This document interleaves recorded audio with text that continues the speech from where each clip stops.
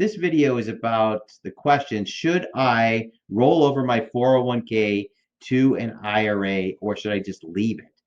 A lot of people have this question come up suddenly upon them when they, change jobs and they're, going from one job to the other. And so what do I do with my retirement account now that I have a new job? Or maybe if you got let go from your old job, now what do I do with this retirement account? Maybe I'm not ready to retire yet, but I still have to figure out what to do with it. Or maybe you're getting ready to retire and you're thinking, all right, well, now I have this access to this retirement account. What do I do with it, right?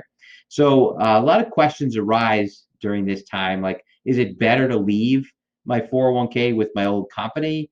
Are there advantages to moving it from a 401k to an IRA? Will I have to pay taxes if I decide to move it or roll it over?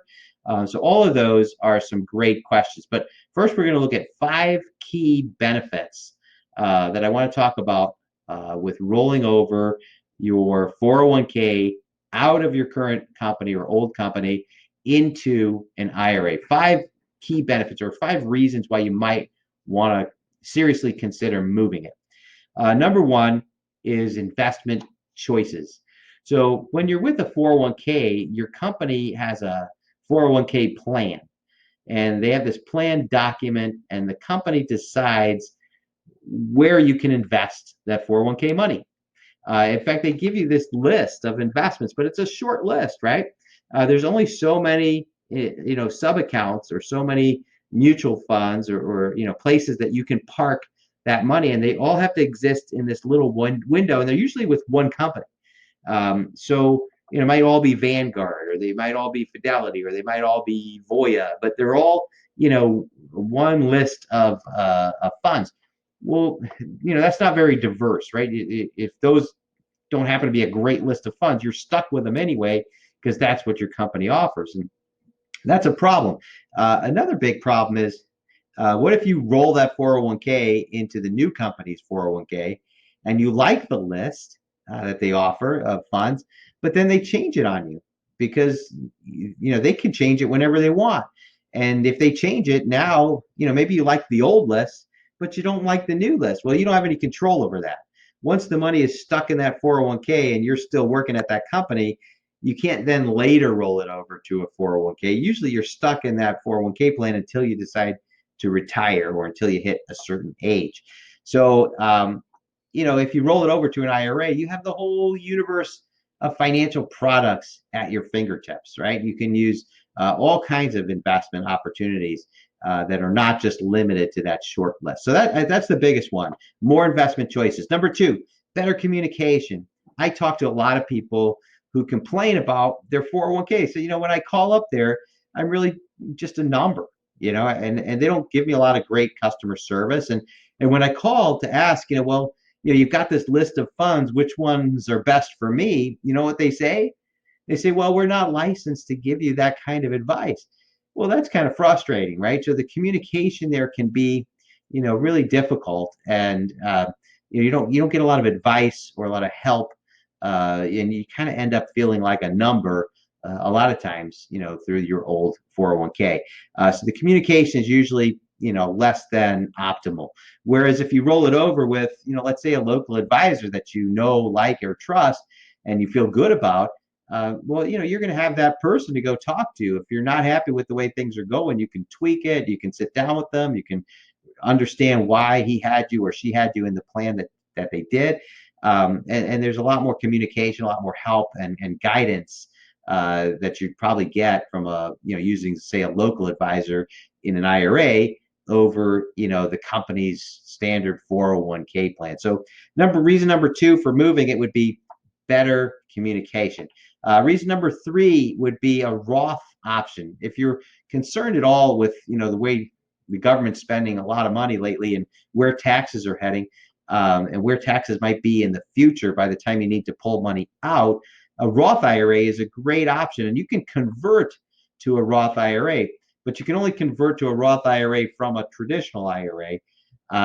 It's unless your company happens to offer a Roth 401k program, and even if they do offer a Roth 401k, they may not offer a Roth 401k conversion program where they let you convert from the traditional to the Roth. So getting the money out of the 401k and into an IRA gives you, again, a lot more freedom as far as your Roth conversion options. And you don't even have to convert the entire thing. You can convert one little piece at a time. If you're not sure what a Roth is or what a Roth conversion is, check out some of my other videos. I just made one not too long ago about Roth conversions. The fourth reason is a 20% mandatory withholding. What is that? Well, when your money is parked in a 401k, if you decide you need to pull a lump sum of that money out, let's say you need $10,000 to put down on an investment or a car or something, you want to fix the home or something, you want to pull $10,000 out, or maybe you just need it for living expenses because you lost your job. When you pull the 10,000 out, 2,000 or 20% automatically by default has to be sent up to the government in advance. Whether you owe it in taxes or not, it's going to be sent up as a mandatory withdrawal or a mandatory withholding amount.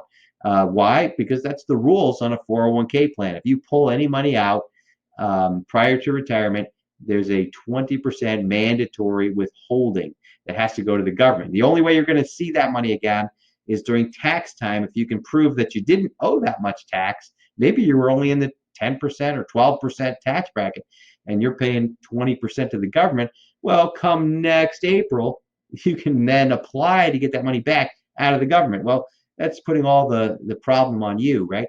Where if you had rolled that over to an IRA, there is no 20% mandatory withholding. We can bypass that whole rule. It's a nice little workaround if your goal is to pull money out before you retire without having to send up a bunch of money mandatorily to the government. Fifth reason and last big reason why it might make sense to move money from a 401k to an IRA is estate planning concerns. A lot of 401k plans are set up, not all, but most are set up so that when you pass away, all the taxes on that 401k plan become due because the whole plan gets liquidated. The 401k company likes to move on and they like to get, they don't want to hold on to this money when there's nobody there, when you're gone. So they have written into the plan in many cases that you have to liquidate the 401k upon passing. With an IRA, if you rolled it over to an IRA, there are different rules. In fact, the newest rules on that allow for you to stretch out that payment. Now, you're not here, right? This is for your beneficiaries, but they allow your beneficiaries to stretch out that payment over a 10-year period, which is a lot. If you have a significant chunk of money in there, it's going to end up saving them a lot on taxes to be able to stretch out that money versus taking it all at once. So another big concern for not leaving your money in a 401k, but instead rolling it over to an IRA. So we've covered some key reasons to look into rolling over your 401k into an IRA. And there will be a couple other things to consider. There's no taxes due when rolling your 401k into an IRA. A lot of people are worried that, well, if I move it over, if I take it out of there, aren't I going to have to pay taxes? No, if you roll it over, it's a tax-free transaction. It doesn't cost anything, any tax money to roll that over. Are there any fees or charges or costs to doing this? Typically, no. Typically, there might be an account closing fee, which is usually not more than like $25. I haven't seen one higher than $25 in a long time. There may be a few here and there that are kind of pricey at $150. That'd be kind of like the most I think I've ever seen. But typically, it's usually real close to like $25 or $30 to close out an account. And that's it. There's no other big fees to get out of your 401k. So you're probably going to want to talk to a financial advisor who can not only help you with the entire process, but could also show you some other investments, some different options that are out there to help you to find the best ones that are for you. So thanks so much for watching this video. I hope it cleared some stuff up. On this page, there's another video. It's like less than 10 minutes long. It's about how to avoid this one mistake that can really mess you up in retirement. how to avoid this mistake and instead retire stress-free. So please check out that video before you go. It's on this page. Look around for that video on how to avoid the one big mistake. And I think you'll really be glad that you check that out too. Thanks so much for watching, and we'll talk to you soon.